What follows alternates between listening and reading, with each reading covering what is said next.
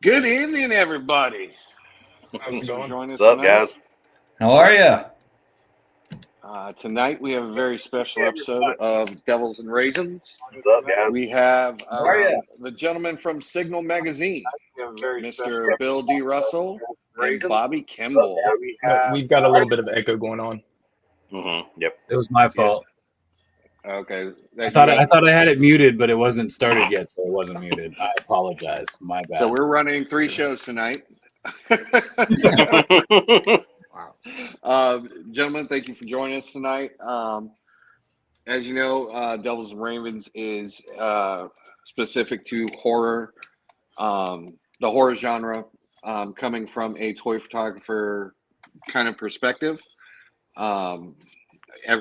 All the hosts tonight, Lights, Gold Member, Deadman, myself, we kind of take pride in spreading the fear with our photos. Deadman especially, he is phenomenal with his black and whites. Lights is, excellent with how he portrays in different type of photography techniques, all of his figures.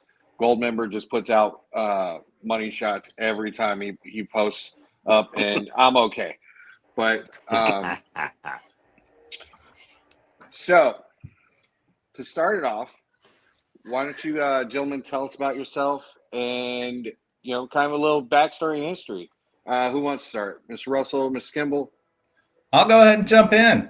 All right. I'll go ahead and jump in there, and then I'll turn it over to Bill. So, yeah, Signal Magazine. So I guess the short way to describe it is that we're a horror magazine that's created for the community by the community. So, other magazines focus on film industry, that type of thing, whereas we focus basically, if you think about the conventions, right, the horror conventions, we're focused on the people behind the tables, okay?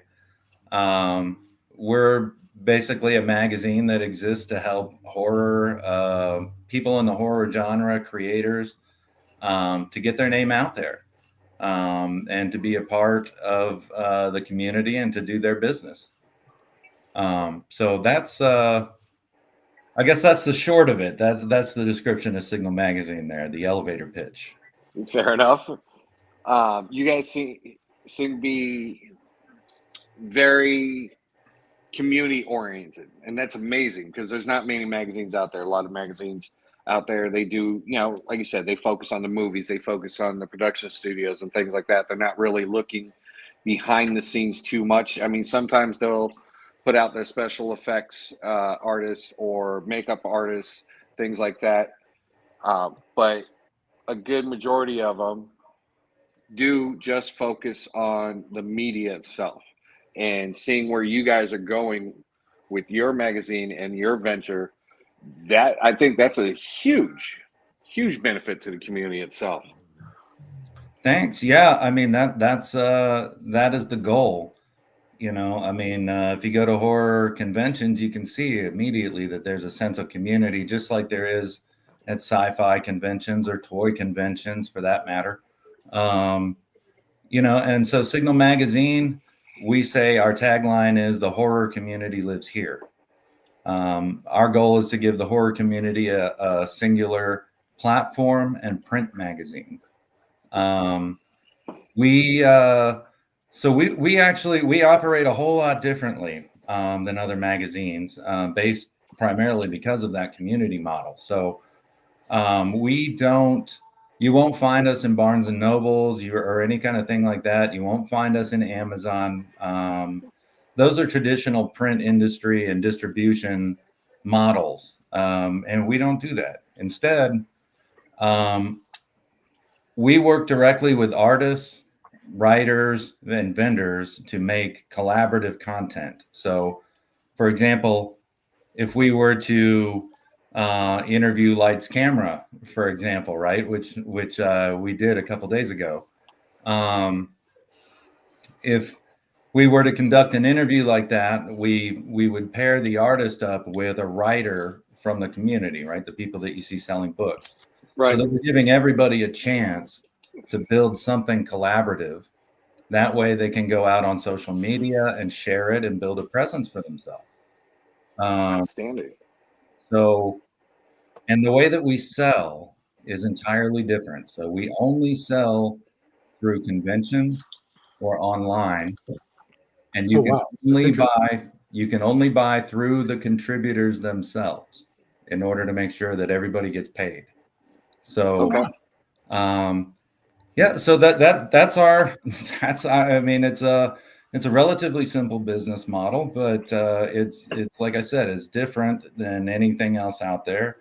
And because we do things the way that we do, we're able to reward artists and creators for being a part of the magazine. So it definitely makes it unique, and definitely kind of sets the trend for reaching out to people to come to these conventions and, kind of more immerse themselves in the community itself. I mean, you may be a horror fan at home and, have stacks upon stacks of movies or, collectibles, things like that. But to really, I think for me to really get fully immersed, you've got to go out there and you got to meet the other people in the community. You got to make friends. You've got to be a part of the community in a more personable level, not just online or anything like that. But and I think you guys putting your magazine out in that format definitely encourages people, especially if they, the fans of the magazine want to get their issues, and especially going out there to the conventions to get them signed by specific artists or whatnot. This is a good way to get them to take that step. Now, your face of the magazine, Mr. Bill D. Russell, sir, you have a wonderful catalog of movies that you've been a part of. Well, thank you very much. We will be going over IMDb and your page later on, if you don't mind, because I would really like to share the things that you've been a part of. Well, thank you. I appreciate tell us a little bit about yourself. Well, let's see. I've been an actor for a little over 40 years now. I grew up in Wisconsin, in a very, remote rural area, but like 35 miles from Wisconsin Dells, if anybody knows where that is. Of course. And I grew up in the 60s. I in the early 70s. I graduated from high school in 75. So I was watching movies long before there was satellite or cable or any kind of recordings. You're at the mercy of what was on late night television. But fortunately, when I was a kid, that was a lot of Hammer and Universal monster movies, and comedies. So I kind of got into both genres. Okay. But when I moved to Chicago in 1979, I started studying screenwriting and directing at Columbia College, but someone suggested getting involved with improv classes as just a way to, meet other people, to network, that type of thing, as well as create or generate creative ideas through improvisation. And that's just kind of what I fell into and what I kept doing then. So. Okay. You have done an amazing job at it. Like I said, I was going over your catalog of movies. I was like, "Yep, I've seen that. I've seen that. I've seen that." There was some I didn't even realize. I was like, "Oh wow, he was in that. That's amazing." Like what? Well, I'm curious. You're the Puppet Master. Oh, the Dr. Death one. Yeah. That one's the latest one I saw. I was like, "Oh my god, that's right." And the Backwoods. I've seen that, and Are You Dead Yet? But that one says you're only a voice though, an officer. It's a line at the very end of the film, but then that character appears in the next one. Gotcha. Okay. I think, which is Are We Still Dead Yet?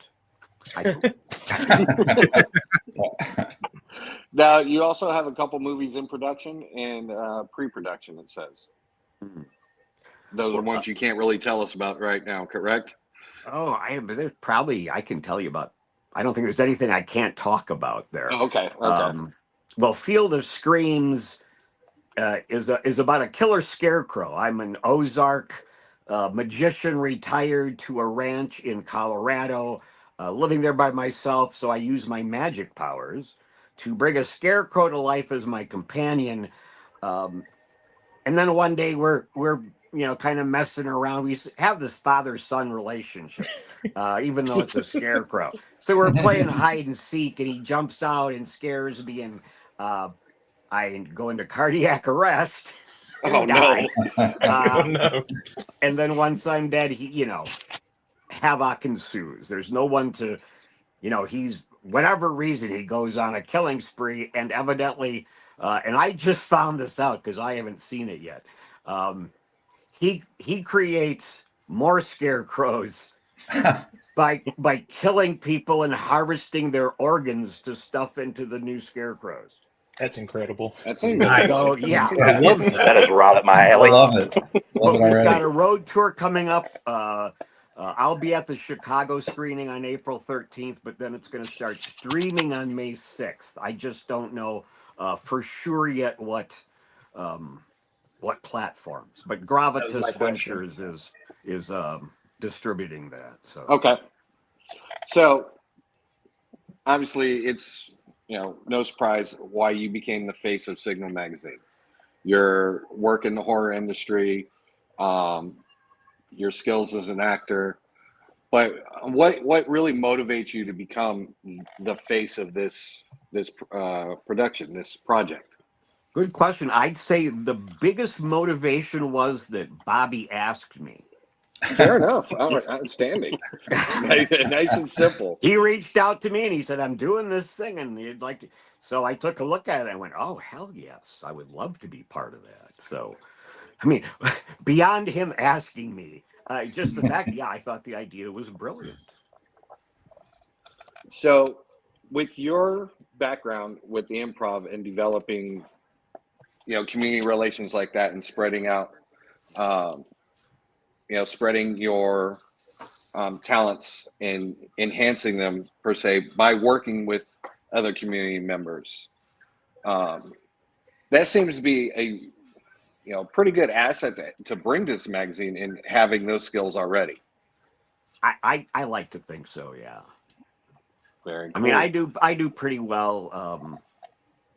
Just interacting with people. Last August, I went to Flashback Weekend convention in Chicago, which is basically a horror convention. But I dressed up as Dr. Death, Nice. and I've got some clips. I talked to Michael Gross for a little while. I talked to Adrian Barbeau for a little while. I talked to Keith David as Dr. Death. Oh, wow. That's awesome. Because this guy comes up out of nowhere dressed as Dr. Death. So, but yeah, that was a lot of fun. So, Yeah, I've been a big fan of the Puppet Masters series since it first came out, and then seeing that one, you're kind of like an independent one in your character, from looking at the rest of them where, you had Blade and Toulon and his puppets. That one kind of, for me, it kind of set itself apart from the rest of it. yeah, I agree. Yeah. And it was, I really like that. All right. Let's go to the chat real quick because I don't want to ignore them either. Yeah. But so we got Green Geek joining us. How's it going, man? Tripping at Toys as always. Yeah. Vico, what's up, man? Thanks for joining us. And there's just me saying hi. Mudscuffer, thanks for joining us, man. All right, so I've run my mouth enough. I'm going to hand it over to my other co-hosts. What questions do you have for the gentleman? Lights? Gold member? Well, you see, I just had a really long, in-depth meeting with Bobby yesterday. Yeah, we did. Good, you got the insights. Yeah, Well, we yeah. did.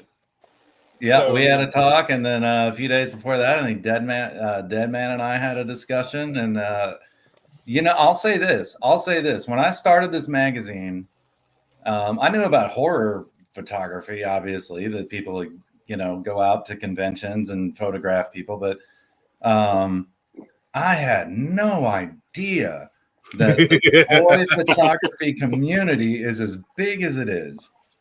It is incredible, and you guys are super supportive. In fact, I want to say that our second issue is actually, so our first issue has a big spread on Doug Bradley.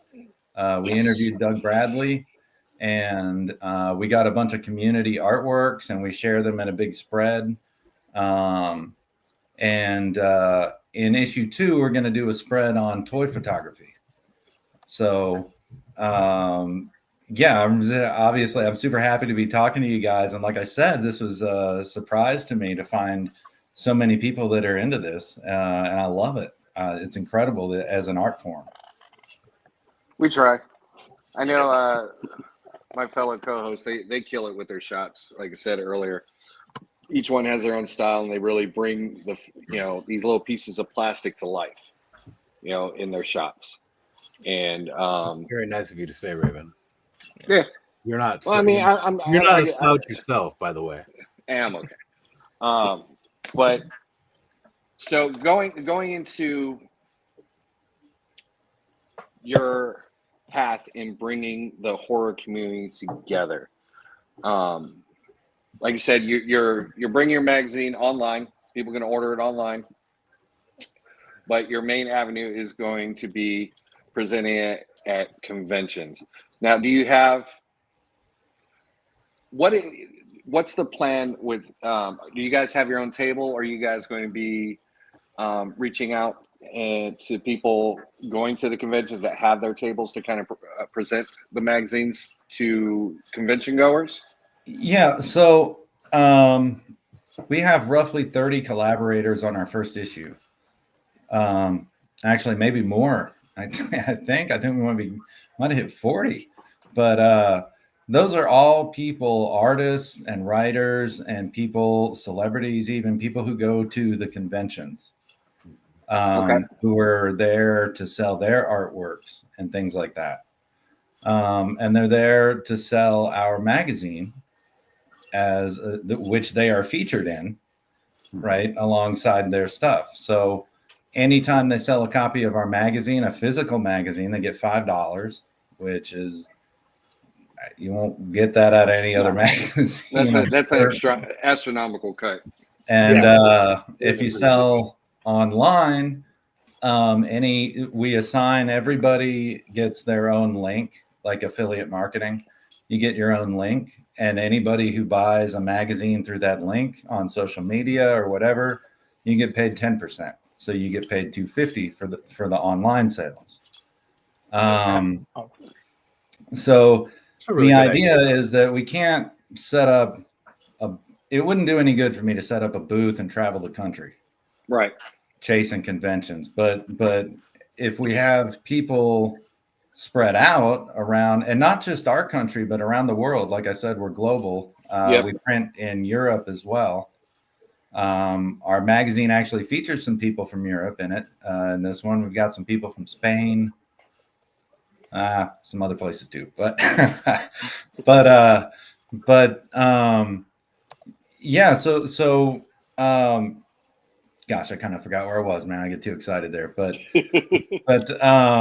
selling magazines at conventions, and can I add in there the added value of not only can you sell it, but you can charge people that sign it as well. I mean, if you want, or you don't have to charge people. That's up to you. Yes, but I'm very greedy, so I would charge people. But for sure, I mean, normal people would. The whole reason it exists is to help artists and people to do some business and to get paid. I mean, well, the people who go to conventions are collectors. They are there to spend money. It's a place of commerce. Yeah, that's exactly what I call a convention. It's a place of commerce. So a signed copy, that's a collectible then.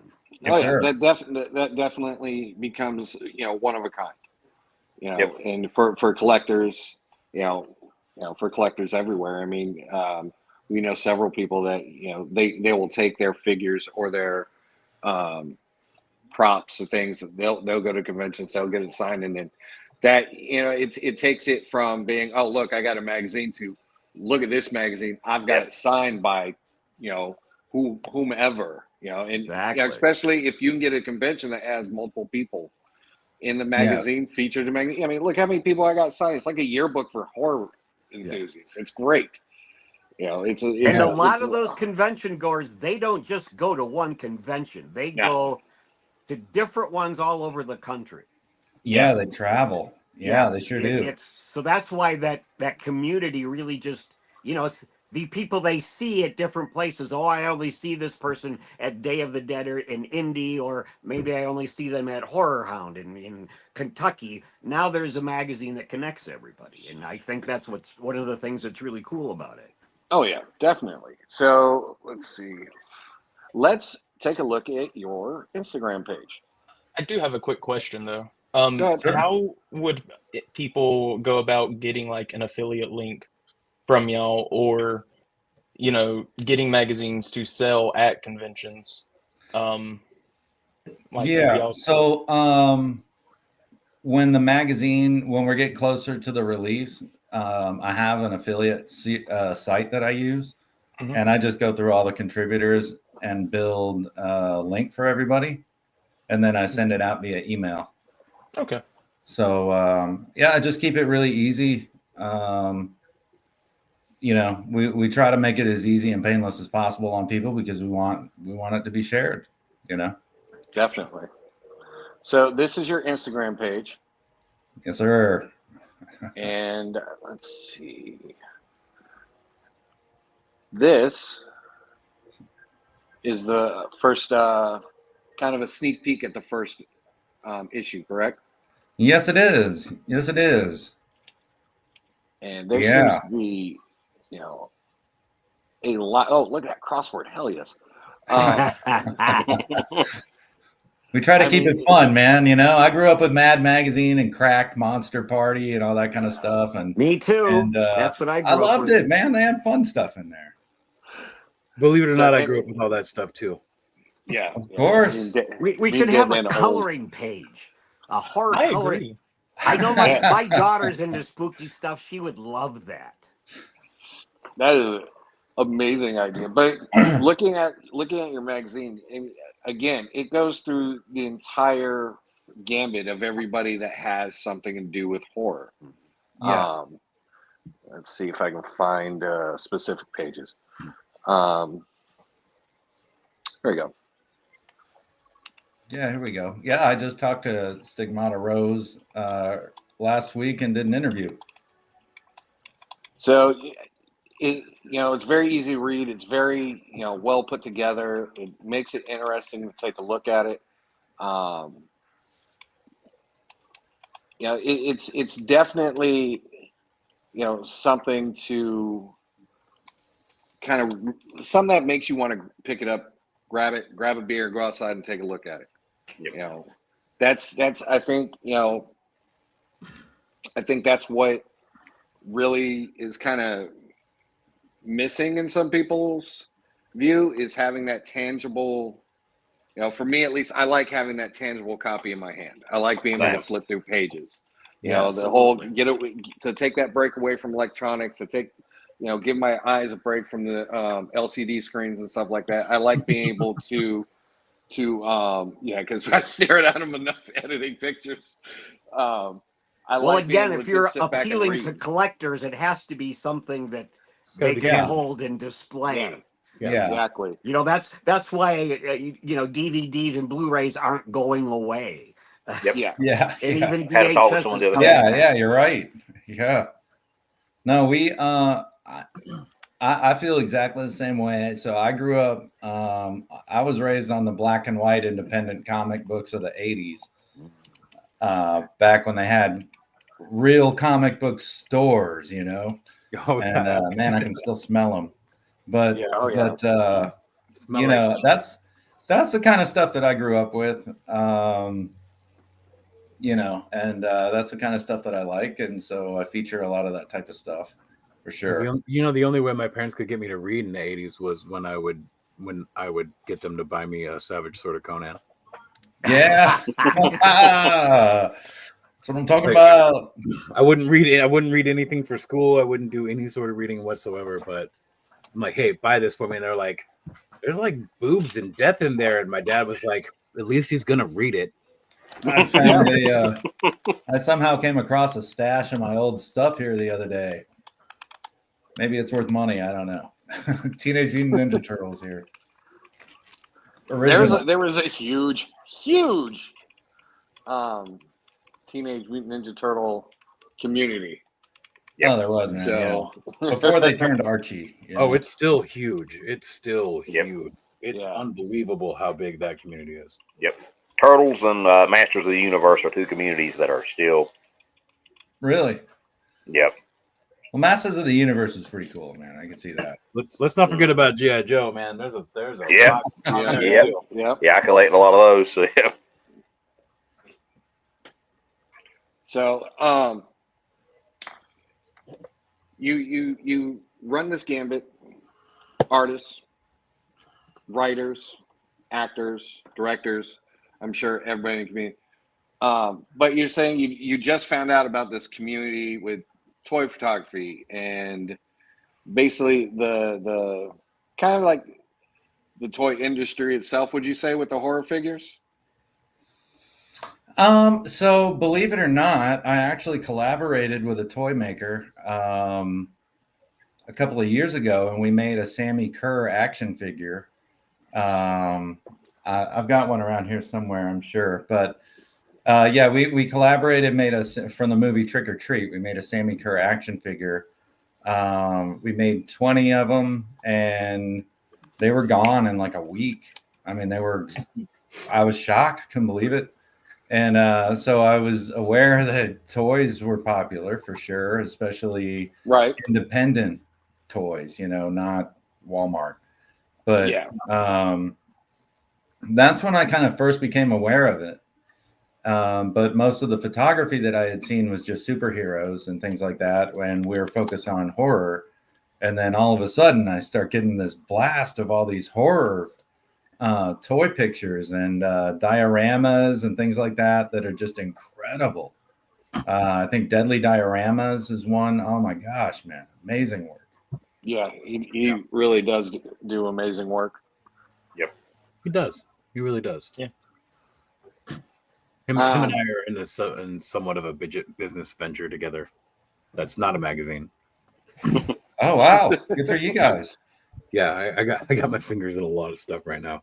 I'm very, very, very busy. Right now, I'm like dealing with all kinds of stuff on here, which is why I keep turning my camera off. I apologize.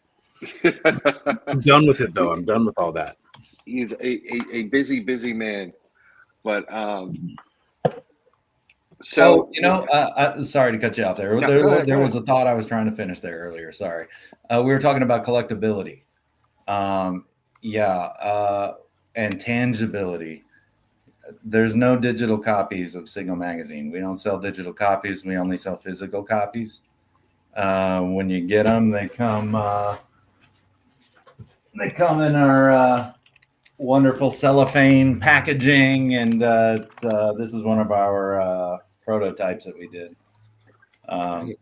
so that we could test the quality and make sure that it's all full color. We went with the best kind of printing paper that you could possibly get, and we made it as high quality as we could because it's an art magazine. Right. We want people to, like you said, we want people to. It's a tangible thing. You guys went with Sometimes 100 pound this- paper for every Y'all page. have no idea. Yeah, and there's no tangibility on Amazon, man, or Kindle. Nobody wants that. I don't like reading magazines on there personally. That's just me. Well, we're gonna have to talk after the show because I'm actually starting a magazine, as you know, and we're having huge trouble with international distribution. So I got you covered, my friend. yeah, we'll talk about that after the show. Yeah. Perfect. Yeah, like I said, we're international. We're going to be starting up in Europe. We're setting up our operations over there in maybe about 4 or 5 months. So, and we've already got people from Spain all the way to Norway. So we're pretty excited. Well, hey, Nigeria all the way to Norway, actually. We just got a new writer. Nice. Wow. Yeah, really talented writer from Nigeria. Really cool. So sci-fi writer. Wow. Oh wow. Okay. So you guys don't just delve into horror. You guys kind of do it all. I try to stick with horror, but I like strange fiction. I've always really liked that kind of stuff. Science fiction, I mean, and the strange type stories. Right. I like science fiction with kind of a, with a twist or a something to it, not necessarily like space opera type stuff. But Okay. we'll post short stories and definitely things like that. There's a story written by his name is John Wayne is Dead. That's actually his handle on Instagram. He travels the convention circuit all year round. He takes a slight break so that he can go tour with his band the rest of the time. So the man is a road warrior. But he's a writer also. And we've got one of his stories called The Case of the Missing Drug Toad. So, and it's a 4-page, we printed the first four, it's a 4-part story. We printed the first in our first magazine. So we branch out. We're not just, you would find he sells books at the conventions, and he's just got, I don't know how many books this man has written, but we branch out. We'll put pretty much anything in there as long as it's got a little bit of a creepy spin or something to it. Right. So we've talked about the magazine, we've talked about your history, but I kind of want to go a little bit more in depth. What was the first thing that got you into horror? Like, what is your favorite movie? Put it up. Bring it up up. Mutscuffer's chat. Oh no, here we go.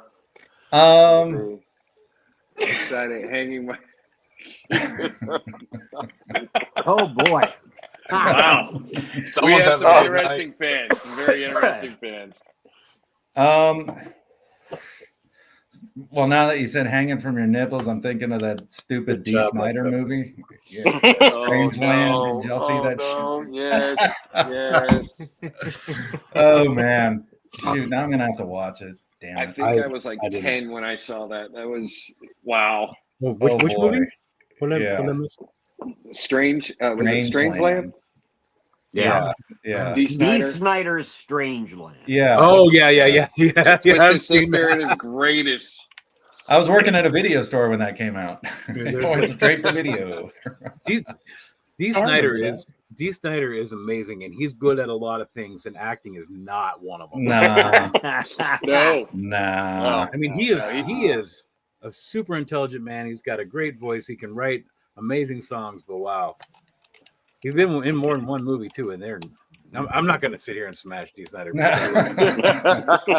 man, It's entertaining. Every video he did was amazing. I'm sorry. Oh yeah. His Oh, music man. videos were Oh on dude. point. That was So, yeah. go ahead. That had to be fueled, man. That was like Colombian marching powder back in the 80s, dude. Guys sweating in every video. Oh my god. You okay, man? My heart's about to beat out of his chest. Yes, I'm good. Let's keep going. I know I said that I wasn't going to do this, guys, but I have to do this again real quick. Sorry. Okay. I'm still listening. Um, so is Strangeland your go-to for then? Oh no, definitely not.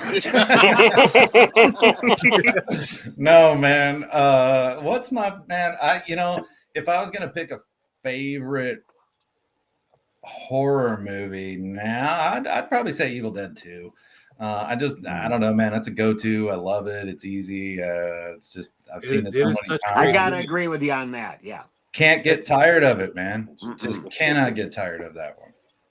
No. And But I'd say the Campbell first. is amazing. What got me into horror, though, for certain, was Nightmare on Elm Street. I was in second grade. I was 8. Lights, cameras got me beat on this, but I was 8. Yeah. And my dad let me watch Nightmare on Elm Street, and it scared the absolute piss out of me, man. He was like, I remember he says, "I'll let you watch this." as long as you're not going to be freaking out and crying and later. And I said, oh, no. Oh, no, it's fine. It's fine. It's fine. Okay, I'm good. I've heard that. Whipper! What's up, the Toy? I'm got the no. long arms, you know what I'm talking about? Forgive me. I'm Yeah. laying in bed picturing that arm coming out of the closet and shit. I'm screaming, dude. But Since but I we're loved talking it. about I first loved horror it, man. movies, That was what got me. That was the first one, man. sorry. That got Yeah. me. My first one that I can remember, like Bobby was alluded to, my grandfather, I would go and stay with him on like the weekends or whatever sporadically. And he would show me like all the slasher films. And this was when I was like 4 or 5. So like Nightmare on Elm Street, Friday the 13th, even got to see Exorcist when I was like 5. So, so I mean, yeah, those are my earliest horror movie memories that led to all of this. Mr. Russell, Yeah. what is yours, sir? Favorite? Favorite. First and favorite. First or and first. favorite. First and favorite. Well, Let's go. like Bobby was saying, I'm a big fan of Evil Dead too. I mean, as far overall, but probably the very first horror movie I ever saw, and I don't know why my folks did this. When I was 5 years old, they took me to see Whatever Happened to the Baby Jane in the theater, and yeah.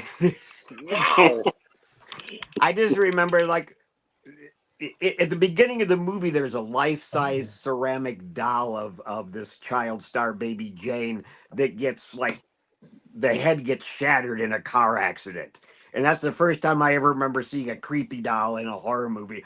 But that fucked me up. And then All you're right. a puppet But then master. after that, again, growing up where I grew up in the 60s, you're at the mercy of broadcast television, and I think we got 3 channels.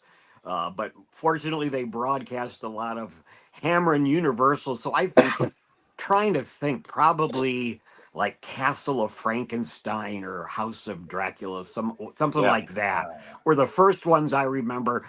My parents would go to sleep, and I'd sneak out of my bedroom and sit right in front of the black and white television, Right up to it. so that Right I up could to have it. the volume as low as possible. There were no headphones then.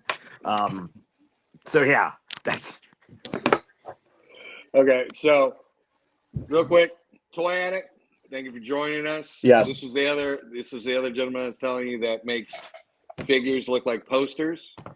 Phenomenal photographer, phenomenal work from this gentleman. And again, him and A Worthy Addiction run a show on Thursdays, and they run the gamut of everything else. They kind of like your magazine, they are very inclusive to everybody in the community, from cosplayers, dio makers, photographers, music artists, comic book artists. It's a phenomenal show that they do and they run. So Toy Addict, Yes, sir. we talked to him about the magazine. We talked to him about. We started trying to get a little deeper in depth. Do you have any questions for them? Well, yeah, I was actually watching a little bit of the, but first off, forgive me for my tardiness. I was trying to log in. I was having so much issues. I was like trying to figure it out, but I was able to get it through my phone. First off, I know you guys talked about, I know Bill, right? I'm sorry, I'm on my phone, so it's really hard to see the text. all right. Yes, But I know you've been in like very like a variety of films. What would you say is one of the best experiences? I mean, I know we could say all of them are, right? But is there like a key experience that you have that like sticks out to you from like being part of these films, like iconic films, right? Because either these are films that have been around for so long where now a lot of them are getting either remade and, they're bringing back a lot of things, or a lot of movies are being inspired because of these movies. So what would you say I haven't been doing horror for that long, so I'm not sure if I'm the one you're talking about or not. No. But what would you say it's your best? Am I the like, right? being a Because part of it? if you're talking about a unique experience, far and away, it would be going to Full Moon Manor in Cleveland Heights, Ohio, to shoot Puppet Master Dr. Death, and working with Greg Leitner, their special effects person. I did not get to meet Charles while I Okay. was there, but we the scene where I have the nightmare and I die, we shot in the basement of the Full Moon Manor. Okay. Oh wow. So That's awesome. I mean, just to be Incredible. there, Yeah. That's awesome. was exciting. Yeah. That's pretty cool. Yeah, that had to be an experience that's like etched in your mind forever. Right. I mean, Full Moon Manor. Wow. Yeah. I mean, I've been watching Full Moon since I was a kid. Subspecies. Oh, yeah, it's part of Puppet everybody's- Master. Oh man. Everybody's background. Yeah. Man, Yeah. you got paid to go there. Yeah. yeah. That's some cool stuff. And, Now, and that's let the me winner say right this: there. not very much. Hey, man. Full Moon is not in its big budget days anymore. Which is sad because they did a lot of really, kind of off-center movies, but a lot of them were really good. The Yeah, they Subspecies were. series. Yeah, well, if you read Charles Band's autobiography, and he talks about how there were times when he had no budget and other times when they had an agreement with big studios and he lived in a castle in Italy. It's obviously over the period of time that he's been making films, he's gone from zero budgets to huge budgets. So Yeah, the quality of the films is way up and down. yeah. But I mean, I guess that's the movie industry itself, though. Yeah. Really. So, but But all of right. So course, we've all got the Full Moon does have that. There's sort of the Full Moon vibe. Yeah. They all have, no Yeah, matter yeah. whether they were a big budget or not. No, and their opening screen, their title screen for Full Moon Studios is still iconic in my head. It's something I introduced my kids to, and they laughed at me and said, "How did you watch this?" I was like, "Go to your room. You're around." It's a classic. That's what I loved about my part is it goes right from that into my scene, from that opening screen. Yep. The moon coming up. That's awesome. So, we kind of asked, the guests their favorite movies. My co-host, Lights, you alluded to yours. Goldmember, what's yours? Favorite horror Halloween's movie? my favorite, by the way. Well, the first I'd seen was Halloween 1 and 2. My mom introduced them to me. I forgot how old I was, but I was probably pretty young. My favorite, and we've said it a few times on here, Killer Clowns from Outer Space. Ooh, Always going to be my favorite. brilliant. Love that movie. Brilliant. I introduced Go that ahead. movie to my kids, and they were like, "Why are you watching this?" I I'm know. like, "Why are we You're not grounded. watching this?" Dude, That's my another one with a 11-year-old daughter huge loves following. it. We bought Yeah. her a magazine and everything, like It's a a Killer fun movie. Clowns magazine and everything, man. She's all about it, dude.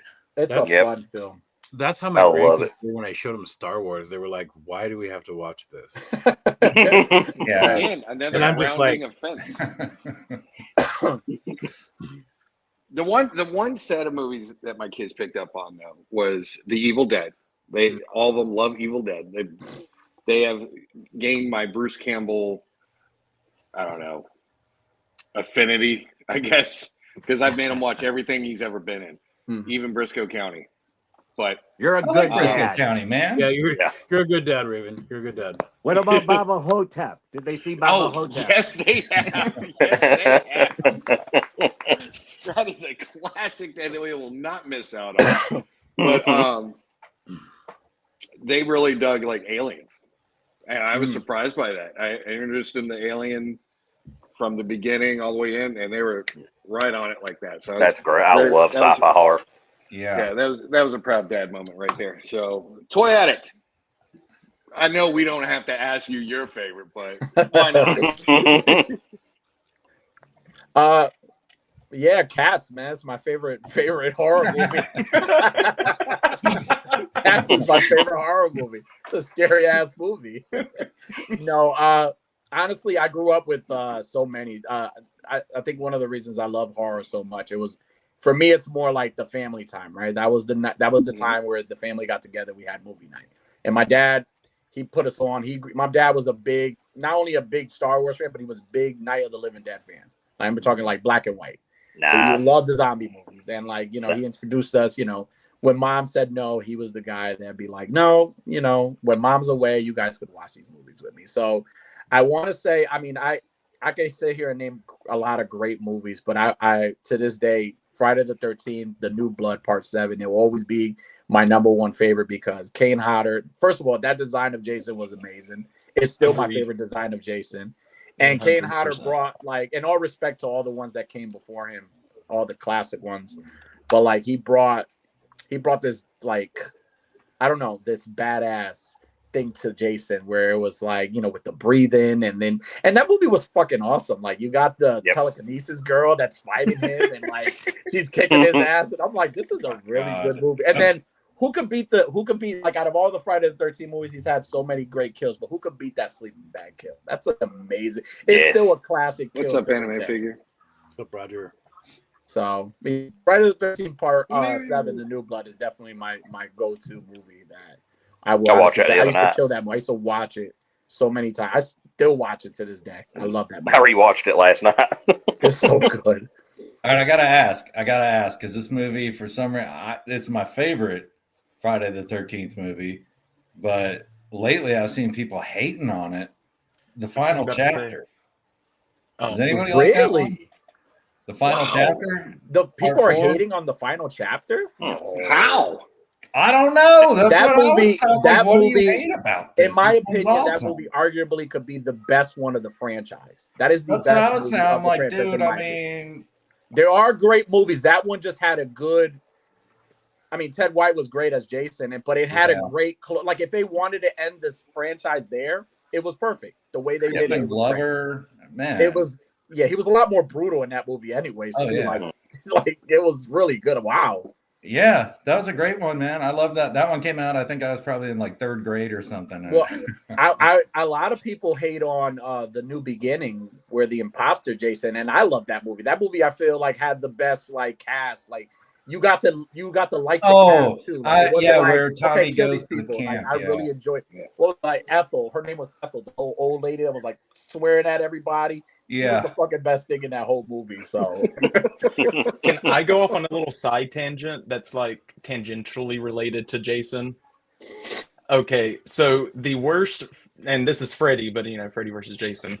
So, is everyone in agreement that Freddy's Dead is the worst Nightmare on Elm Street film? I thought, no, man, I don't know. I thought I don't know. That remake was hard. That remake. Take the remake out of it. Just Robert. Yeah, the remake. Just Robert Englund films. Oh, okay. Just Robert Englund. Thought Freddy versus Jason. I thought New Nightmare was too weird for me, man. I love New Nightmare, but Freddy's Dead is New Nightmare is fucking. Is I know people love it. I just couldn't get into it. That's the problem with it. It's too real. It's in the original series, they just they kind of allude to what he did, but in that movie they just can't split it. It's so what's funny? It's so hard to hate sometimes these movies. I'm very like biased. It's so hard to hate them because when I was growing up, I wasn't thinking of how bad they were. It's just I wanted to see them, right? So like even just giving me a remake, and like when they did the remake of Nightmare on Elm Street, I'm like, that's not fucking Robert Englund. Like, what is this? Yeah. Even the Child Play movie. As I love Mark Hamill. Mark Hamill is a great actor. Oh my goodness. But why did we need a Ultron Child's Play movie? Like we didn't need that. Need to be called Child's Play. Like what is up? Like I'm telling you, I walked out that movie and I wish I would have watched it like on bootleg instead of like paying the money to go see that movie. I was so bad. Yeah, agreed. But the reason why I think Freddy's Dead is the worst is because I didn't like grow up watching that one. I kind of stopped off at like Dream Warriors is like what I got to see. Makes sense. Yeah. So I saw Freddy's Dead much later, and I was just staring at this like, why is Freddy an absolute clown in this one? No, why are all these characters I can see that. Like, fair enough. Yeah. So speaking of horror movies, Dead Man, you had to step away. I found this today, and I was very excited about it. If I can share my screen, hold on. And I wanted to get your guys' opinion on it. Okay. Peacock announces Friday hell the yeah. 13th prequel series, Crystal Lake. Oh, About time. Yeah. Yeah, this thing This has is been like cooking hit for the a while. skids so many Wow. times. Yeah. And from what I understand, they have secured her as Pamela Voorhees. Yeah. Nice. Ah, So my only question about this is, if it's a prequel, this is obviously going to be before Jason gets drowned, right? Right. Yes. I mean, I would assume. So how mean, much story is there for that, or is it going to focus more on like his home life and things of I that, and mean, be kind of like a psycho nature? Because there was kind of that like dichotomy with Mhm. Mrs. Voorhees and Jason, like kind of a psycho relationship. well, Yeah. in the old movies they were exploring. There was like talks of like having like Jason's dad appear like out of nowhere. Like they were supposed to introduce that to the movies and him kind of become the new one.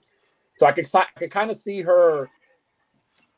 I kind of see like her being the cook at the camp and like everything leading to, I don't know. To him drowning. It just listen. It has to be like, it has to be done like close to like, I don't know, maybe like they got to pay a lot of homage to the old, because Betsy Palmer is a big shoes to fill. Like they're Yes. even Yeah. like those are Yeah. big shoes to fill.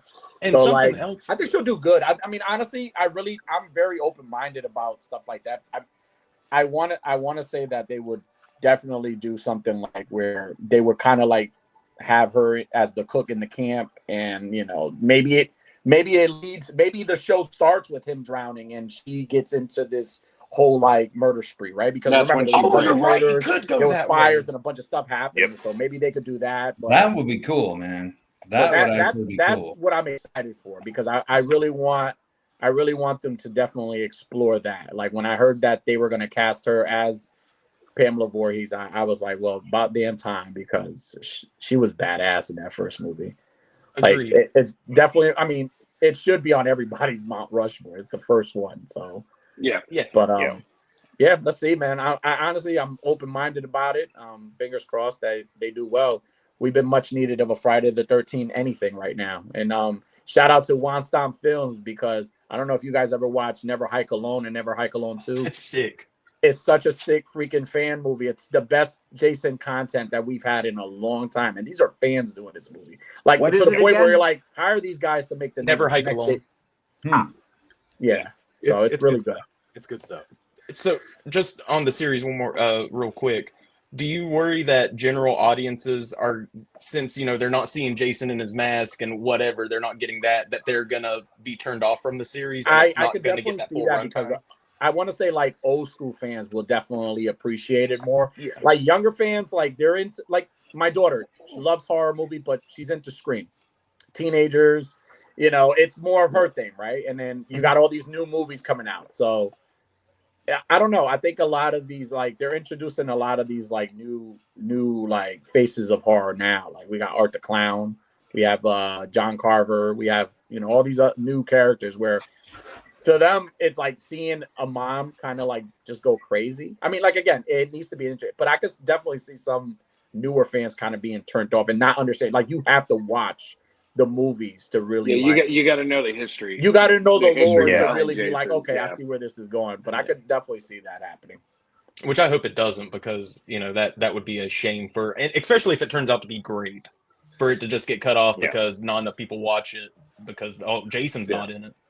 That would I would think casual, people who just casually know Yeah. who Jason is because he's a part of pop culture. Everybody knows that. Right. When you see a hockey mask, it's the first thing you think of. Yeah. You Absolutely don't. is. So Even if most you're watching people hockey, haven't seen the first two movies. Right. So I think probably, I think you could be right. But if like you're saying, if they did like kind of a in between, right? Like what Right. happened in between him drowning and the mom and all that kind of stuff, that dude, Right. that's a good idea. Right. I think they'll probably go with like the first half of the season, like, or the first 2 episodes or whatever, showing Jason Before. being a troubled kid and all that, and then him drowning. Right. And then And then they could drag it out for seasons and seasons and seasons of Pamela Voorhees fucking shit up. So Yeah. Yeah. 'Cause she was active for a bit, like killing people at the camp before that first movie started. Oh Yeah, Yeah. yeah. For yeah. I think it's a good. few years. I think it's a good warm up to me when they start doing things like this. It's kind of like a warm up for people to want to say, all right, because honestly, the show's not out yet, and I'm already like, okay, I need a new Jason movie. I need a new Yeah. Friday. Can you please recast Derek Mears as Jason, because I loved him as Jason. Please recast him. Yeah. That remake wasn't bad who else either. Can you get? Derek Mears can play Jason in every film now, and I'll be okay with that, because unfortunately, you can't get the older guys to do it. And I mean, you give Kane Hodder the so he probably will. He probably try, but he needs to cameo in something. Like they need if they do the show, definitely have like some of the old school people from the cast be involved. Like Never Hike Alone had like a lot of people from the older movies in the film. So like I would like to see whoever the guy that played Tommy Jarvis, you know what I'm saying? Even Corey, have the Corey show up in the show. Kill Corey. That'd be fucking great. Let him be a camper or something, like stuff like that. Like pay homage to the franchise in all movies, right? Like don't add just the first movie. Bring back actors that haven't been around in a while, haven't done anything. Because then that's when the nostalgia stuff starts kicking and you're all right. But again, I agree with Lights. Like, I think a lot of people, you're going to get a lot of, well, that's not Jason. Jason was never a female. She was never a girl. I'm like, well, did you ever watch the first movie? And then they watch the first movie, like my daughter, and she's like, yeah, this movie sucks. Yeah. Your ignorance is showing. Yeah. Your casual fandom is showing. Right. I tried to get my daughter to watch, my 11-year-old to watch. She was begging me to watch the movie Halloween, not the Rob Zombie one, the original Jamie Lee Curtis. So Okay. and they used to show that on the public station when I was a kid growing up. So I was like, whatever, man. So I finally put it on. She got about 20 minutes in and was like off doing something else. She was bored. That's lame. My That first Halloween is so good. I'm sorry. My daughter was 1 and definitely 2 the were opposite. great. She fell in love with the David Gordon Green, the 2018 Halloween. I Kills. love that She loved one, too. those. She loved those a lot. Not I think Kills, again, though. it's because they reintroduced a lot of new people, new characters, and you kind of they're started. It's like their movie. It's starting off their thing. They don't know the lore of Michael Myers, but then when you show them the old one, they're like, "Yeah, this is nothing like the new ones." Yeah. I was like, "Yeah, Yeah, a lot of blood in exactly. the first movie." Dad, this is 2018 lame. 2018 was probably one of the best requels we've gotten. Right. After the first one is definitely to me, at least to me, it's the more superior. After the first one, after the original is the more superior movie to me. Yeah. I'd So- like to say that I'm old enough. I saw the original one in the theater on its initial run. Oh, how lucky That's you incredible. are! Damn, Bill. it is so Look at nice. you, look at you. It is so nice that I'm not the oldest one here because I usually am. That's awesome. So, Bill, what Yes. would be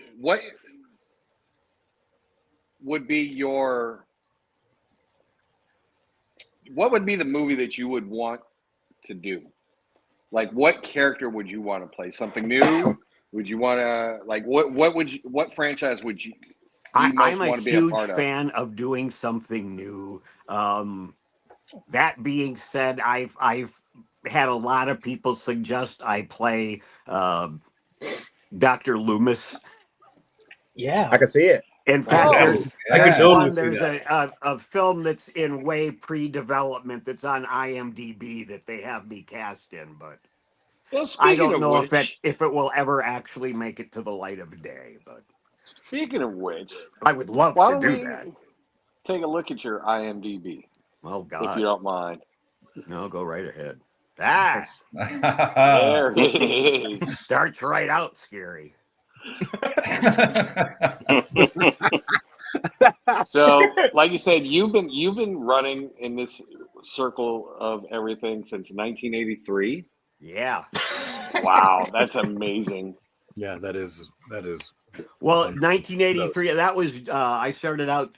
I'd been studying screenwriting and directing at Columbia College in Chicago, and Wow. it was the early 80s when Harold Ramis and Bill Murray and John Belushi and all those guys who had all been part of Second City in the late 70s Mhm. had all these movies coming out, and I thought there must be something about Second City. Mhm. So I didn't approach Second City as, oh, I want to be a comedy actor. I wanted to be a filmmaker. Mm. And I just started taking improv as a way to, develop creative skills and network and things like that. So I really didn't start doing on-camera stuff until about 1990, Okay. and that was mostly commercials. The one, if Phil, you're let's get familiar one. with, I did that Perfect Store commercial for Blockbuster Video. That's the one that's in the last Blockbuster documentary. Okay. So that's my pop culture claim to fame. Guys, seen that? I love that. I miss Blockbuster. So We only got one left. in 2015 is when you said you started, according to IMDb, like live Well, action. yeah, I mean, technically, I have some credits prior to that. I've just Okay. not been successful getting them on older material. It's you like have to prove, so you have to find the episode and. Oh But wow. like I had some small parts on like recreation shows. They did a lot of those in Chicago. So I was on an episode of America's Most Wanted. Nice. Well, And one on Right. Unsolved Mysteries, never as the killer, just like a witness or a thing. Fair I was enough. on America's Funniest People twice, but again, it's like getting IMDb to actually put those credits on. I haven't been successful. That is 2015 crazy. is probably film wise, yeah, when I started doing films. Okay. I mean, other So- than extra work, I did a lot of extra work back in the day. I was in Home Alone when Catherine O'Hara is at the counter at the airport. The people in the Okay. background behind her, I'm one of those people milling around. So yeah, I did a lot of that kind of thing, but you don't get a credit for that. You're basically a human prop when you're an Right. extra. Right. So In fact, like I you're said you're earlier, less important than the actual props. oh God, Seriously. that's crazy. They treat extras like shit. At least on big budget productions. So, like I said earlier, the latest one I saw with you, and again, one of my favorite series, Puppet Master, Dr. Death.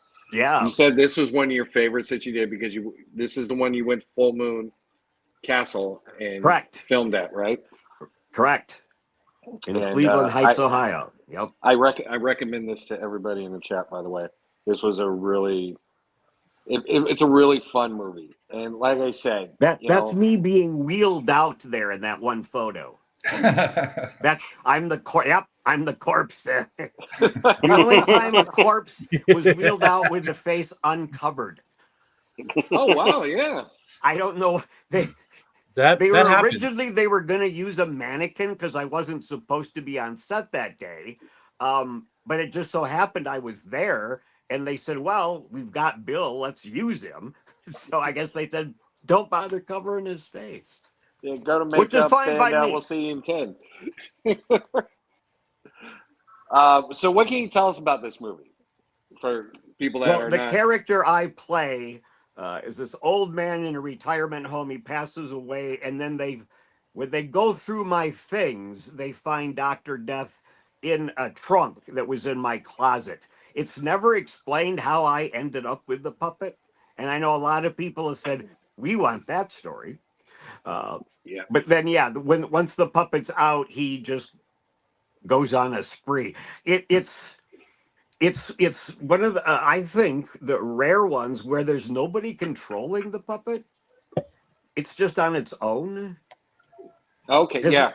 And I don't know, has that happened in the other Puppet Master movies? Yes. It There's has. been It has. been quite a that's few where that's the original story.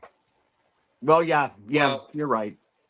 they're But taking like vengeance for too long. there's nothing that activates him. I Yeah. guess, other than he's taken out of the trunk. Okay. But for what it is, it's a lot. It's fun. And we did a screening of it at the Gardena Cinema in Gardena, California, back in November. Did Okay. we lose lights? So we got to see it on the big screen. Yeah, we did. Hold on. Here you go. Back to it. Hey! I'm noticing, Bill, that a lot of your movies, like you end up dying, and then the thing that you created or that you have end up killing a lot of people. Well, that's this movie and Field of Screams. Yes, that's exactly when they first actually that's one of the rare times a filmmaker just reached out to me. I didn't answer an audition notice or anything. And they said, "Well, here's what your part would be." And I was like, "Oh, wow.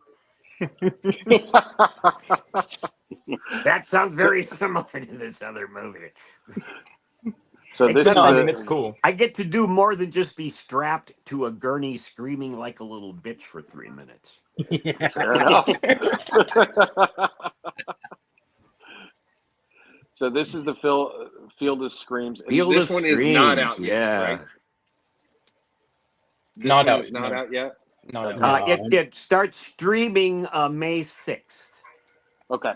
You'll see me be I'm an old coot in a about that. minute. Hang in. Let's see if I can get a volume. He left you. Or Thank God What? that old guy died, man. Damn. That's not very nice. I read it myself. He's talking about me. your grandpa. Thank Get your God that old groove guy on. died. I was going to kill him myself. And he kept talking about death not being the end. They were made from a ritual, a magic ritual.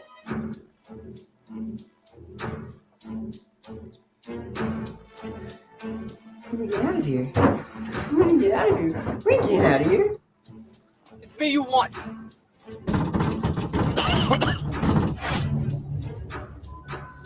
Oh. Alan.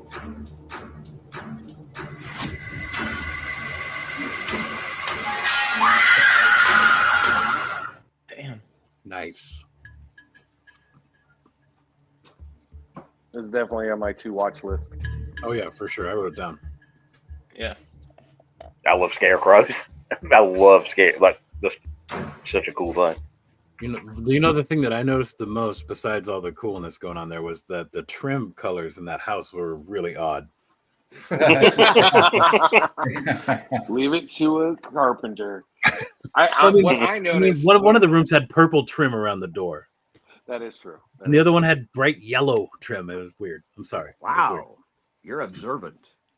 What my real take from that was, Bill, you are an amazing dancer. I'm Yeah, just thank saying. Yeah.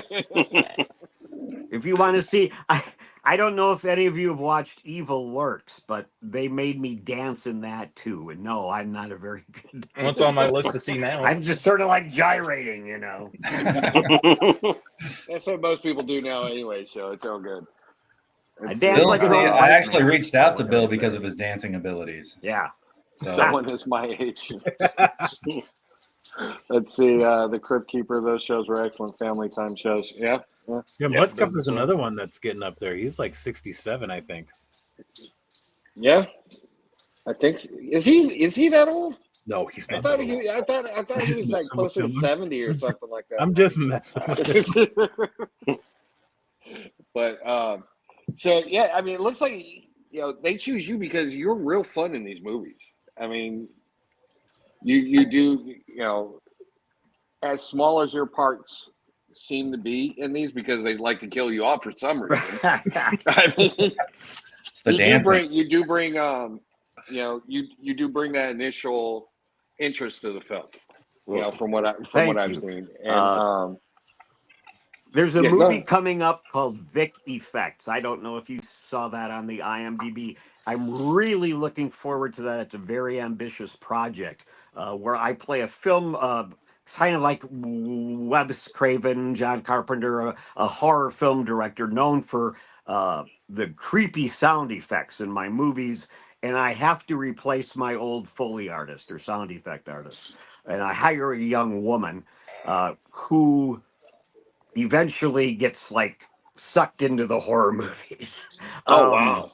That sounds incredible. And so it's going to be the movies she's working on will actually appear in the movie in abbreviated form. So there's going to be like 5 different movies within the movie, each one about a different genre. Like one is folk horror, one is slasher, one is witches. Nice. That Oh, sounds wow. So awesome. it's to me it's like if you made a horror movie for people who love horror movies, this would be it. And Do they would have this be do they have a your trailer up character for it? here? I did not see a trailer. All I see were the. I know there's a trailer on my YouTube, but I don't know Let's see. how Yeah, if you have it's access just to that. screenshots. Is Let me there a see. Let's release find date out. for Vic Effects? Not where they're still wrapping up. Director Chris Shern, who was one of the co-directors of Evil Lurks, just posted today that they're still wrapping some of the sound design. So it's hopefully later this year. Awesome. We'd kind of hoped it was going to be this month back, last fall, but there's just so many elements. This is what he's doing on a relatively small budget is I mean, incredible. yeah, I saw it $10,000. Like that's He's incredible. really Yeah. and he's doing it all himself, and he's also a musician, so he's doing the score, and he's editing and doing the special effects and the whole shebang. But I think it's going to be really, really good. No, Oh, let's take a I'm look at definitely it. interested in this. Yeah. Oh, you got it. I just was going to tell you I had it, but you got it.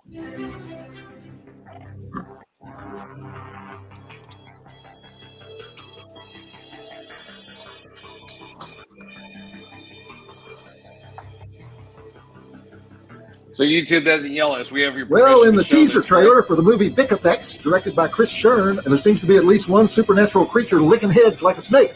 Sure, we've seen it before, but have we seen it with head-to-toe mummy bondage? I think not.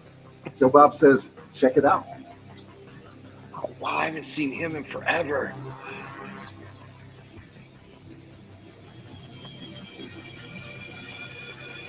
Wow, this looks awesome. Yeah. Yeah. This does look really good. I will see you soon. The way the light sees the dark, and the dark sees it. Creature.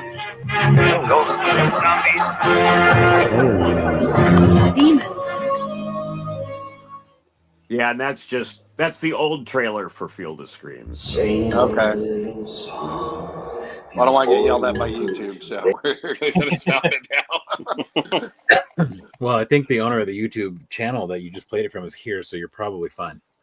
Oh, okay. Do we have your permission to watch your video? Yes, you do. Okay. There you go. All right.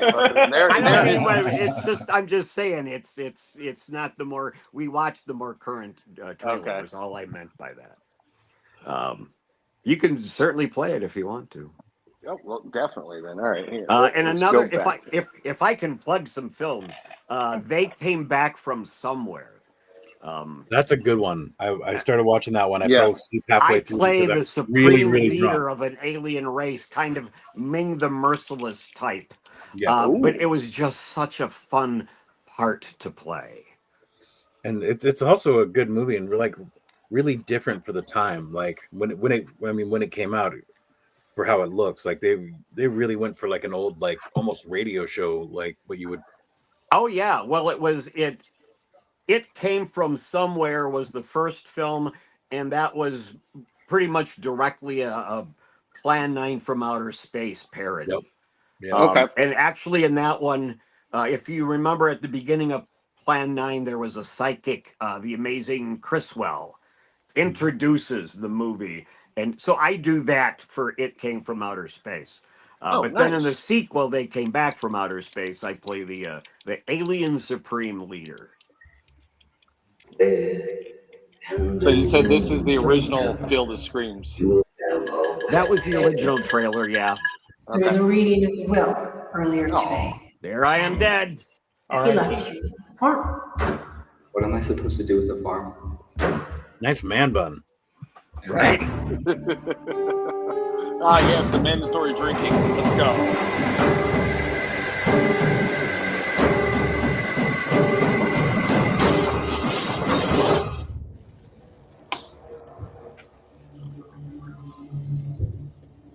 really digging this trailer. Maybe a little bit more. Yeah, Yeah. a little bit more. Yeah, they have different elements. Yeah. No, Very cool. good stuff. Yeah, that looks Yep. awesome. So definitely going to be on the lookout for those. Yeah. Let's see. Shut the front door. Only fast purple trailer. Nice. But yeah, again, amazing work. I look forward to seeing these other films from you, especially at Film Screams. That looks really, really good. Yeah. Now, so you said that the one where you're playing Dr. Loomis, which may or may not. Yeah, I haven't even seen a script yet, so Okay. How is sometimes that? a lot, and this happens frequently. People, come up, oh, I got a great idea for a film, and they get a bunch of people say, yeah, we'll work with you on it, and then it just never really goes anywhere. Right. So, but like this was a case where part of the reason they reached out to me is they said we'd like to have, if we can have your name on our IMDb, that kind of helps us promote the film because you have a name that's relatively well known. So Right. So, but how is that to play such an iconic character for you to be like them to reach out to you and play the role I've of had Dr. people Loomis? suggest that to me so many times, and I've worked on the character, and I don't try to do an impression of Donald Pleasance, but I really analyze where I feel he's coming from emotionally, and that's what I go after. Okay. And it comes out pretty well, Well, I hope they push it through and they get it made because that would be really awesome to see. Yeah, I agree. Thank you. Yeah.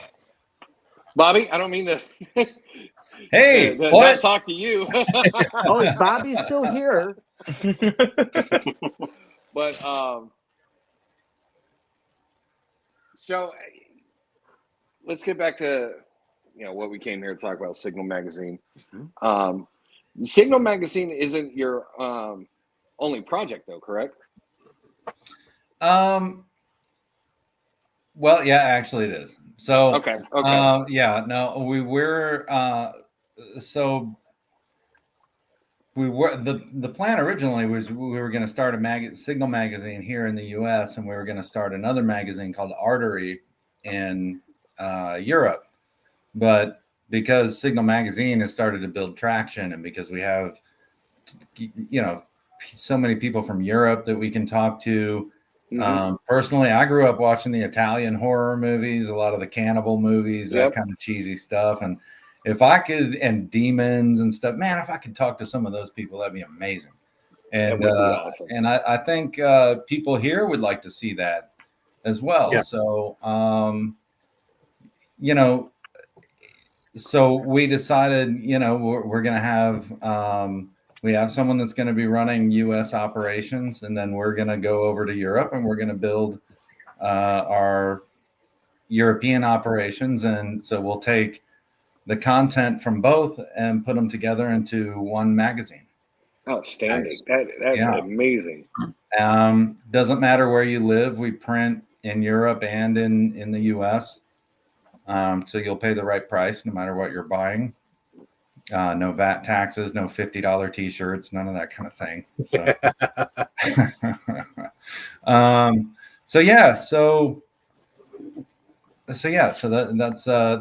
like I was going to say, that's our only focus. That's it. Just let's get this magazine together. Let's build this community together. We're 100% in on it. Outstanding. So what would be your dream interview that you do? Who would it be? Your dream interview? I'm actually not really sure I have one, because I think already right now what I'm doing is exactly what I like doing. Nice. I interviewed, so the first interview that I ever did was John Christ from Danzig. That guy's been through a lot. Holy cow! You're telling me, man. Yeah. And yeah, I love Danzig's first 2 albums too. By the way, they're like I love Danzig, Misfits, Sam Hain, all that stuff. But the first two are the best, man. Those are the two that are worth listening to for sure. Weekly. Yeah. So I interviewed him for the magazine, and he was one of my guitar idols growing up. But it's like, people are just people, and we're all just trying to work. We're all just trying to earn a living. We're all just trying to make money. He wants to be promoted in a magazine just as much as I want to talk to him. And same thing goes for anybody else that I meet out there. I met Doug Bradley. We interviewed him for the magazine. Super nice guy, thankfully. First question that I asked him, he was incorrect. And I had 10 minutes to prepare. Okay. Someone else was supposed to do it, and then they didn't. And I had like 10 minutes to prepare in the first. So I'm like Googling, and the first question I asked him, he says, "No." And then he just sat there like that. I was like, oh God, man. That was like the longest second pause ever. Do you mind sharing us? Do you mind sharing with us what that question was? Yes, I asked about the Doug Bradley experience, or the Pinhead experience. Sorry, the Pinhead experience, which is what we wrote about. He did eventually go into the magazine, but initially what I had read that it was something totally different than what it actually was. So I asked him, I said, so, the Pinhead experience was basically XYZ. And he says, nope. And they just sat there. I was like, oh, Jesus, man. Damn it. Screwed up already. Yeah, I was like, God, this is not off to a good start, man. Interview number 2 here. So, but no, he was super nice. And he is a person that I grew up seeing in movies. I walk around. The only person that I'm intimidated by is Michael Ironside, because he looks like my dad. But otherwise, no, I don't. I'm not sure there's anybody that I'm like, God, I just have to talk to that guy, because there's so many amazing independent artists out there that you would never get to talk to otherwise. And they're just as talented. They're just not a part of the money-making machine of the industry yet. So I feel like I'm doing a good mix of both. I get to talk to people who have been in the movies that I love, who have made the music that I love, and the people who are out there making the new stuff now. So, yeah, I feel like I get to do exactly what I love right now. So I'd like to bring one of those up. Once I saw them in your magazine, I started researching the Crimson Ghost. Yeah. These guys are phenomenal. Like, absolutely phenomenal. Their stage presence, their little interactions with the audience and stuff. I'd love to go to one of their concerts. The old Serial TV show is really good too. Yeah, that's obviously that's clearly the inspiration there. They so they're from Spain. Chiara Vannancini is their singer, and she's primarily the one that does all of their social media. Okay, and so when I get out to Europe, so they tour all over Europe. And they're gonna I missed them in Amsterdam, but they're gonna on their next tour they're gonna schedule a stop there so that we can hang out. So sweet. Yeah, super excited. It's so cool, man. But like I said, you were we mentioned earlier, it's an international magazine. They're from Spain. Very exciting and an excellent band, and very supportive of the magazine right from the beginning. Definitely. That's awesome. Now, so you say you get collaborators to work with each other. Were you the one that did this interview with them, or was that another collaborator that did the interview? I want to say I did this one. Okay. So there was a few in this issue that I did myself. Because I was trying to get things going, right. Content going, but by far most of the interviews are conducted by other writers who are out there. in the community. Authors, rather, I would say. Like Damned by the Night. Yes, Damned by the Night. I start looking them up too. They were, yeah. Yeah, if you like Calabrese or Misfits, any of that kind of stuff, definitely check out Damned by the Night. They're excellent. They're a band out of they're another one out of Las Vegas. Okay, so I don't know how the toys are in Las Vegas, but I can tell you the horror industry is doing pretty well out there. Well, I got a good friend in Las Vegas. The toys are easy to find there compared to anywhere else. Nice. Vegas has everything. God. Including Hooker's trading cards. You can find them on the street. Yes. That blows my mind. Hey, if you don't mind, could you click on the Living Dead Weekend over there on the right? Yeah. So I just want to give a quick shout out here. So the Living Dead Museum is in the Monroeville Mall, where they actually filmed the original Dawn of the Dead movie. Wow. They've got a George Romero museum, basically, and a bunch of merchandise and movie memorabilia and stuff like that. Every year they host a convention in the mall, so you can actually walk the mall where they filmed the movie. You can meet stars. We got to do this. Poetic, are you down? This is your last year to do it. Yeah, this will be the last year to do it. No.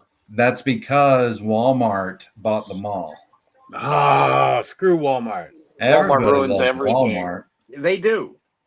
We need another big box, and that's more important than something like this. Yeah, Preserves this is a history. piece of horror history. That's crap. Yeah. Yeah. So I mean, this is what started the zombies and shopping malls thing. But this was the big thing. I mean, so we're trying to. It's kind of in the works. I don't know if we're going to be able to do it, but we're trying to get out there, signal, so that we can kind of partner with them and do some advertising and promote it as much as we can, because this is a one-time experience. So it just says anyone can do it. So it says June of 2025. Does it have actual dates on here? yes, I've got a Friday, Saturday, Sunday. yeah, it's on the very first tab. Yeah, I think it's from the 6th to the 8th, right? Yeah. Okay. Oh, okay. Yeah, June 6th to yeah. All right, I got it. There will be plenty more posts to come there for that. Oh, that is disappointing though. Yeah. Yeah, I want to cry. I know. I was really bummed out about that one, and especially since Signal Magazine has had really good collaboration, communication with them for the last couple of years. So it's kind of a shame to see that one go. Yeah, very. I think we need to boycott Walmart for that one. Oh, I already do. Yeah, I was gonna say, if you aren't already. I don't really. I go into Walmart for toilet paper because you can get a lot of toilet paper for really cheap in Walmart. Yes, that's fair. That should be their slogan. We're Gotta here wipe for your your ass, shitty Walmart. Well, I'm really excited about this magazine. I really want to read that interview with Doug Bradley. Since Raven never did ask me, my favorite horror movie is Hellraiser. You walked away. Awesome. I walked away.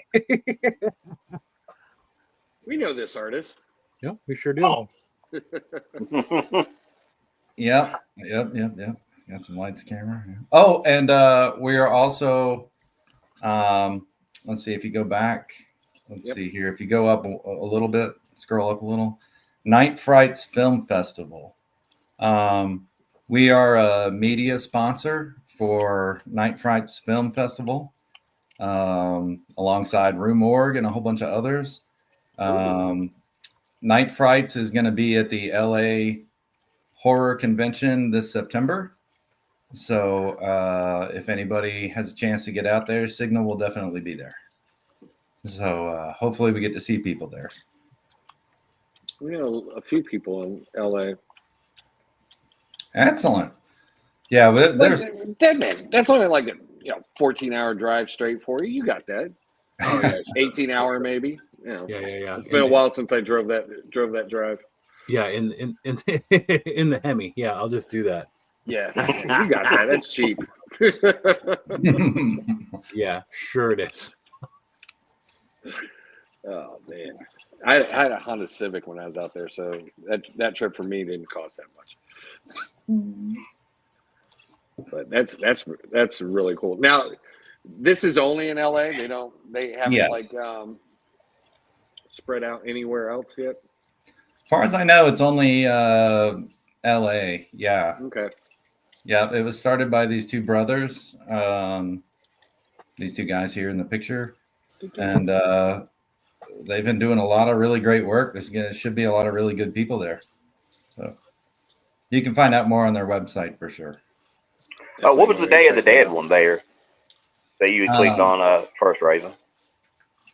That is the Living Dead Weekend. Yeah. Now, I love that movie. I love Bub the Zombie. That movie's like my favorite kill of pretty much any horror movie is still the head rip scene. I love the head rip scene. And oh yeah, love it. You can meet all your favorite night of the dawn of the day living of the return of the walking of the beneath the escape from the planet of the Day of the Dead. It looks like they have a lot. Evil Dead 2, Walking Dead, Land of the Dead, Creepshow 2, Creepshow TV series. Well, it looks like it's going on. It's the same thing as the Festival. Living Dead Weekend. Yeah, I'm looking at their website right now, and it's June 9th through the 11th. So it looks like it's going to bleed over, or somebody's got their dates wrong. Yeah, it should I was actually looking for ticket prices, and they don't have that anywhere on this site. Oh. At the livingdeadweekend.com? Yeah. Or Living Dead Museum is where I'm at. Oh, Okay. yeah. Living Dead Weekend is the tour, or sorry, the convention. Yeah. Yeah. Oh, okay. But the other one is the tour. Yeah, that's the Living Dead Weekend. Go back over the convention. Yeah. Okay. Oops. Wrong arrow. Yeah. Well, that's okay. Here's ticket Kayla prices actually and is stuff. one of the managers there. So. Right there? Yeah, Okay. that's Kayla. She's one of the managers there. Nice. Very cool person. Very supportive of the magazine. Very awesome. Outstanding. I would love to get like some of the people that you have collaborated with, maybe on the show to kind of talk about their experience and talk about their parts in this whole big project. As Of course, well. of course. I'm sure like I said, it's for the horror community, by the horror community, and the people out there want to talk about their work just as much as anyone else. Oh, So, definitely. And I'm we sure we people will love it. we love supporting people and getting getting them out there and making them part of the community and sharing the community and bringing them to new audiences and old audiences alike. So For anybody interested, the Living Dead Weekend for a 3-day pass is with fees. It's about $47. That's not bad. That's not bad at all for a 3-day. Yeah. For a 3-day, that's really good. Awesome. I might So- end up going to that. Yeah, I think I'm gonna go. I mean, it's the last year. Actually, I'm gonna be there. I know I'll be there. So if you're gonna be there, I'll be I there. will You'll be see me. there. Yeah. So hey, if you guys want to meet anywhere, you can find me in June. We'll see how the convention schedule goes for me this year. Yeah. But we are at the hour and a half mark. So I will open the floor to you guys. If you have anything else you would like to really promote, or any last bit of information you guys would like to put out there, Bobby? Man, I would just like to say thanks. This is our first time on a podcast. Thanks for inviting us. It's been awesome. Looking forward to many more. And like I said, the magazine will be coming out in April. So be on the lookout for that. Also be on the lookout for our new website, also coming in April. Okay. Very good. And then definitely check out your Instagram page For sure. for Yes. all the Yeah, upcoming info. Outstanding. absolutely. Bill, Mr. Russell, sir. Yes. I You- also you, would like to say thank you. Thanks for having us on. I think Definitely our we've talked pleasure. pretty much about everything I have going on. So. I look forward. I look Trying forward to think seeing if I you have more than- anything to add, and not right off the bat. Well, I appreciate you coming on tonight. Yeah. It has been a blast talking with both of you. Yeah, it was fun. Definitely. Panel. Absolutely, guys. You guys got any last questions you want to throw out there? Anything else you want to say? Or Man, we covered so much. I'm just trying to retain the information. I did have one, and this is the perfect way to end it for those questions. You mentioned the Universal monsters earlier. You know, those were our before like the Avengers and all this stuff. Those were the original, you know, lineup of things everyone admired. Who is your favorite Universal monster and why? Is that for me? I think it's all for of you. everybody. Yeah. Everybody. For me, everybody. it definitely it's Dracula. I don't know. I have respect for all of them, but Dracula is the one that always made the biggest impact on me, and I really have to go with Bella as being my favorite. Oh yeah, He's my favorite too. Yeah, definitely. I mean, Although I saw I'll say a lot of Christopher Lee. You know, there's doing something to stuff. be So much said Christopher for John Carradine made a couple cheesy ones that were still pretty good. Yeah, Still pretty good. Yes. Well, Christopher Lee and Peter Cushing played opposite each other. Yep. So many times, like Oh, yeah. like Mhm. Christopher Lee was Dracula sometimes, and Peter Cushing was Dracula sometimes, and the other one was always Van Helsing. Yep. My wife and I probably for about 3 months just watched those movies. Oh wow. Yeah, there's a lot of them out there. Oh yeah. 1972 AD. That's got to be the goofiest one, though, man. That's Was that the Andy Warhol one? that was just I don't. They're like tripping and like Yeah, it's a I bunch think of that's the hippies. one that Andy Warhol got involved in it somehow. Oh, really? Referred to So. as Andy Doesn't surprise Warhol's me. Dracula as well. That's the one where like the woman gets raped Andy and Warhol then played Dracula Dracula? comes and drinks her blood off the floor. Yeah, That's Yeah. the scene I remember. Yeah, yeah. There. I don't know. Dracula was my favorite too, for sure. Out of the Universal monsters, definitely. And I'm Bella all the way. But like I said, John Carradine. There's a couple like House of Dracula. I think is the John Carradine one. I like that. I like it because Dracula is always the ringleader. He somehow comes across the Wolfman and the Frankenstein monster in a cave somewhere. Yes. And puts it all together. He's the man with the plan. well, Of course, it goes south at the end, but Always. spoiler. So I don't think you could spoil movies that came out in 1972.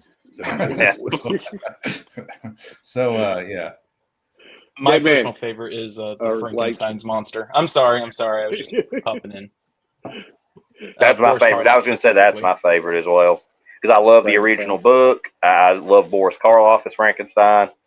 That's the birth of science fiction horror. Yeah. I'm in agreement. Don't even go back. Don't even talk to me.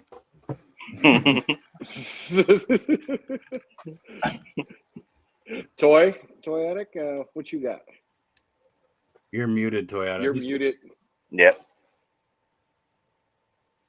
No. Nope. You're not muted. We just can't hear you. Sign language. Gotcha. Yeah, Gotcha. yeah. Gotcha. All right, there it is. Yeah, I was partial to Creature from Black Lagoon.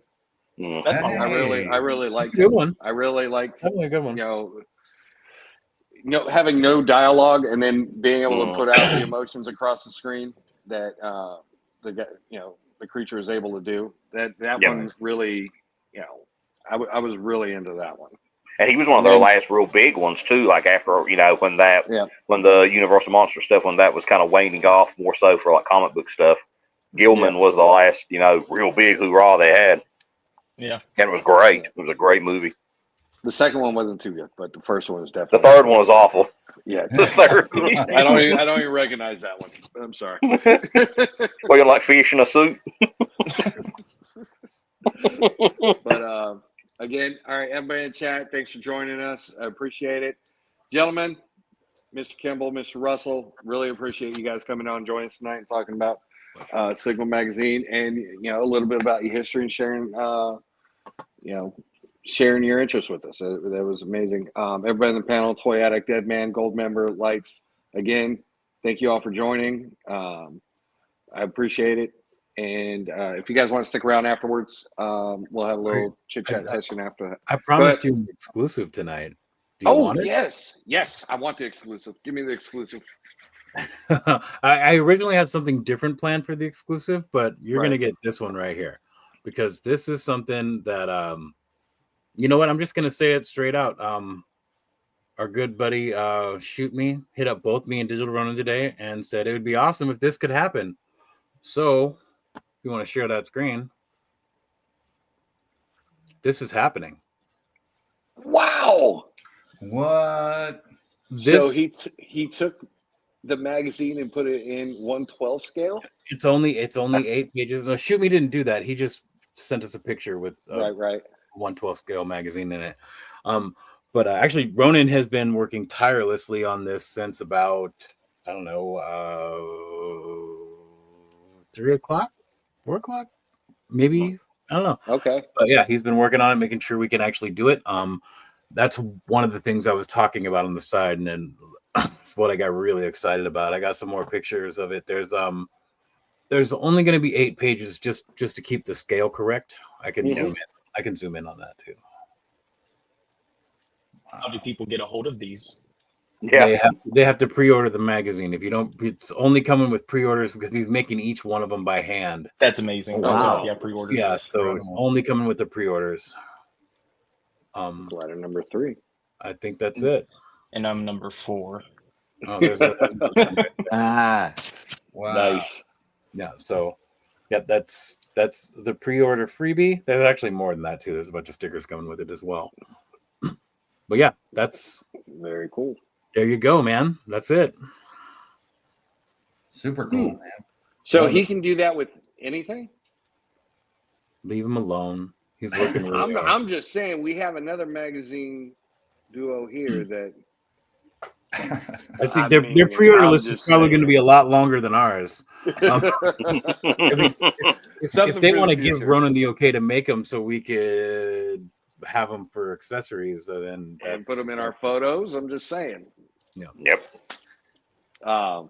Something down the future. But again, everybody, thank you for joining us. Remember, hit the share, like, and notify button. Whatever. The 3 buttons. The bell button. The bell button. Ring the bell. Yep. Again, everybody, thanks for joining us tonight, and we will see you next time.